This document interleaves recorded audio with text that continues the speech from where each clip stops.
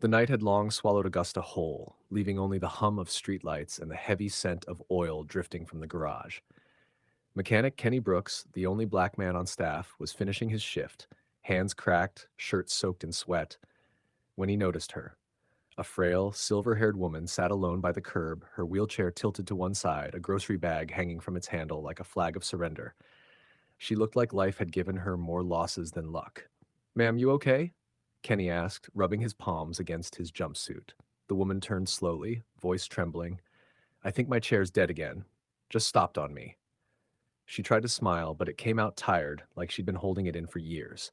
He could have walked away. The shop's rule was simple: no freebies, no favors, especially not for a black man after hours. His boss, Mr. Harry, called that bad optics. But something in the woman's eyes made him pause. "Hold on, ma'am," Kenny said, tossing his keys onto the counter. "Let's see what's going on here." He wheeled her back into the dim garage, the air thick with grease and heat. The fluorescent light flickered like it couldn't decide whether to live or die. "What's your name?" he asked. "Esther Williams," she whispered. "Taught school 40 years for my knees quit on me." Kenny smiled faintly. "Well, Miss Williams, I fix engines with more attitude than soldiers. Let's see if we can't get your ride behaving again."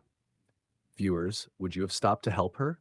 Drop your thoughts below, and if you're loving the story so far, hit that like button and subscribe to Splendid Tales for more. Kenny crouched beside the wheelchair, his calloused fingers tracing the metal frame like a surgeon before the first incision. "Well, Miss Williams," he muttered, "looks like your chariot's been through a few battles." The side panel creaked as he popped it open.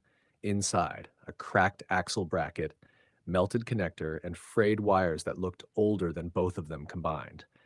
Esther watched nervously, clutching her purse as though it might steady her. "You don't have to do all that, son," she said softly. "I know how folks feel about charity work after hours." Kenny chuckled, without looking up. "Charity? Nah. I just hate losing to broken things." He rummaged through a box of spare parts, pulling out wires and bolts like a man digging for treasure. "You really think you can fix it?" she asked, a hopeful glint returning to her eyes. He grinned. "Ma'am, I once rebuilt an engine that blew up twice in 1 week. This chair just needs a little attitude adjustment." That earned him a laugh, a warm, real laugh that filled the cold garage with something like light. For 30 straight minutes, sparks flew, tools clanged, and the smell of burnt metal hung in the air. Kenny moved with focus, sweat beading on his temple as he soldered the final wire. Then, a soft hum. Lights flickered green. The chair came alive. Esther gasped, covering her mouth. "Oh, Lord, you did it." Kenny smiled. "Told you. Just needed someone stubborn enough to care." Viewers, would you risk your job to help someone like Esther? Comment below, and don't forget to like, share, and subscribe to Splendid Tales. The next morning, the shop buzzed louder than the drills. Kenny was finishing a brake job when a sudden silence cut through the air. Every mechanic froze as the radio blared from the front desk. "Local mechanic helps elderly widow fix her broken wheelchair after hours." A small act of kindness reminding us that good people still exist in Augusta.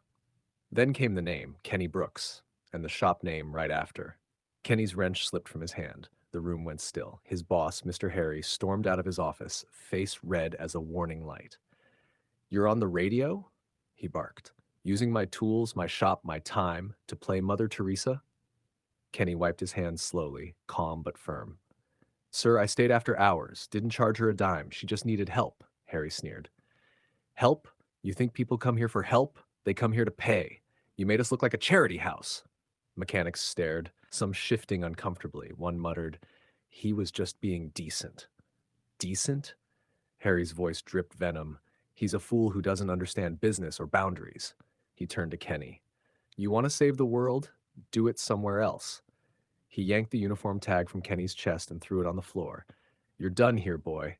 The word boy hit harder than any punch. Kenny just stared, jaw tight, before picking up his things and walking out into the sunlight, silent but unbroken. Viewers, if you were Kenny, would you have snapped back or walked away like he did? Drop your answer below and hit that like button if you're ready for justice. The next morning, Augusta woke to a sight no one expected. 6 black SUVs rolling quietly into Kenny Brook's neighborhood. Neighbors peeked from their curtains, whispering. Some thought the mechanic was being arrested. Others thought he'd won the lottery.